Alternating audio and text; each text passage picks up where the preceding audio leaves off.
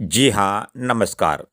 आज हम ऐसे शख्स की चर्चा करेंगे जो 1500 किलोमीटर की पैदल यात्रा करते हुए पर्यावरण संरक्षण व फिटनेस रहने की संदेश दे रहे हैं। जोधपुर जिले के सालोड़ी निवासी राजेंद्र जी चौधरी केदारनाथ तक एक प्रेरणादायी यात्रा करते हुए पर्यावरण संरक्षण को बढ़ावा देने का संदेश दे रहे हैं। पैदल यात्री राजेंद्र जी चौधरी 26 जनवरी 2025 से जोधपुर जिले के सालोड़ी ग्राम से रवाना हुए, जो केदारनाथ उत्तराखंड तक पैदल यात्रा करेंगे। यह यात्रा न केवल एक व्यक्तिगत चुनौती है, बल्कि ये देशवासियों के लिए एक प्रेरणा भी है। राजेंद्र जी का उद्देश्य न केवल केदारनाथ महादेव का आशीर्वाद प्राप्त करना है, बल्कि देशवासियों के स्वास्थ्य और फिटनेस के लिए जागरूकता फैलाना भी है। इसी प्रकार पर्यावरण संरक्षण को बढ़ावा देने का भी संदेश दे रहे हैं। इस यात्रा के दौरान राजेंद्र जी लगभग 1500 किलोमीटर की दूरी तय करेंगे और 90 दिनों में इस यात्रा को पूरी करते हुए अप्रैल के अंतिम दिनों में वे केदारनाथ पहुंचेंगे। राजेंद्र जी चौधरी का संदेश है कि पर्यावरण संरक्षण को बढ़ावा देने के लिए देशवासियों को ज़्यादा से ज़्यादा पेड़ पौधे लगाने चाहिए, वे पेड़ों को बचाना चाहिए। इसी प्रकार उन्होंने शरीर को फिट रखने के लिए नियमित एक्सरसाइज, योगा और रनिंग करने के लिए भी प्रेरित कर रहे हैं। वे अच्छा संदेश दे रहे हैं।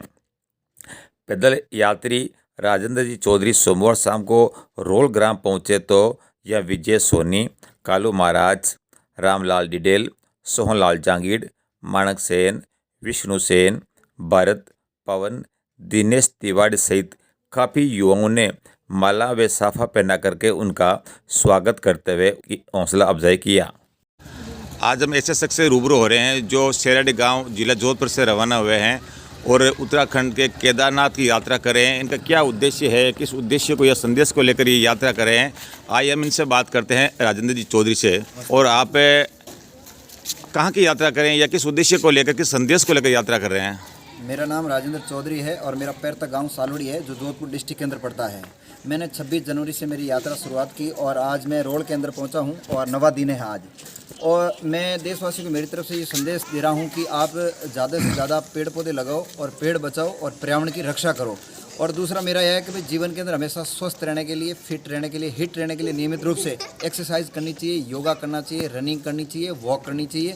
ये मैं देशवासियों को जहाँ भी जाता हूँ तो मैं जहाँ जहाँ गांव में पहुँचता हूँ तो जो भी मेरे को लोग मिलते हैं उनको मैं ये संदेश देता रहता हूँ। और यात्रा मेरी 1500 किलोमीटर की रहेगी और अप्रैल एंडिंग के अंदर 90 दिन में मैं यात्रा पूरी कर लूँगा। विशेषकर युवा पीढ़ी को आप क्या संदेश देना चाहेंगे? युवा पीढ़ी को मैं यही संदेश देना चाहूँगा, नशे की प्रवृत्ति से आपको दूर रहना है। जीवन के अंदर जितना हो सके आप एजुकेशन से जुड़े रहे और शिक्षा ही आपको आगे ले जा सकती है। तो आपका विशेष उद्देश्य क्या रहा है इस यात्रा को लेकर? जैसे मेरे 1 साल पहले मेरे मन के अंदर ये ख्याल आया था और महादेव जी से मेरी मन्नत मांग रखी है पहले तो, और वहाँ अर्जी में महादेव जी के चरणों में डाल के आऊँगा। और साथ साथ में ही मैंने ये विचार किया कि भाई जीवन के अंदर 2 ऐसे पॉइंट है जो मैं देशवासियों के सामने रखूँ।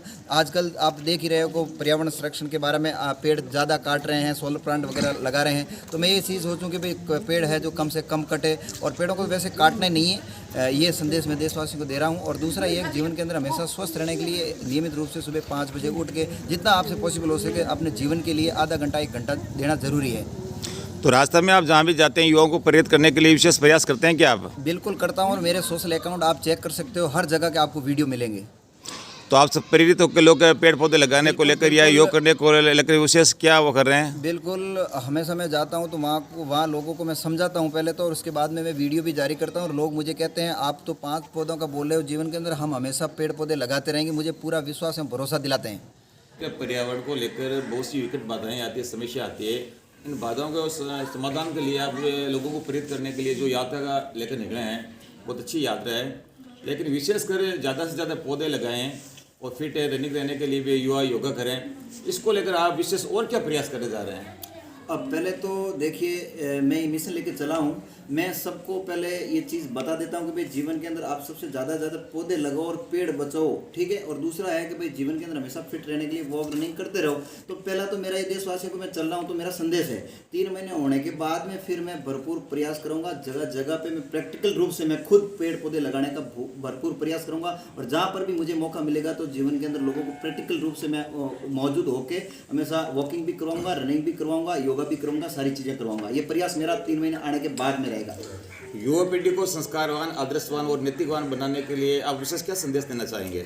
मैं युवा पीढ़ी को इतना ही कहना चाहूँगा, ज़िंदगी बहुत वैसे लंबी भी है और छोटी भी कह सकते हैं, लेकिन आजकल जो पूरा खेल है एजुकेशन का खेल है। और ज़्यादातर युवा क्या करते हैं कि नशे की प्रवृत्ति की ज़्यादा और जा रहे हैं, नशे की प्रवृत्ति की तरफ जा रहे हैं और सोशल मीडिया ज़्यादा यूज करते हैं। तो मैं उनको इतना ही कहना चाहूँगा, आप सोशल मीडिया पे कम ध्यान दो। अगर सोशल मीडिया पे ध्यान देते हो तो एजुकेशन के संबंधित हो, कुछ आपको सीखने के लिए मिले, वैसी चीज़ें आप हमेशा देखा करो और हमेशा ऐसा काम करके जाओ जाने के बाद में पूरी दुनिया आपको याद करे।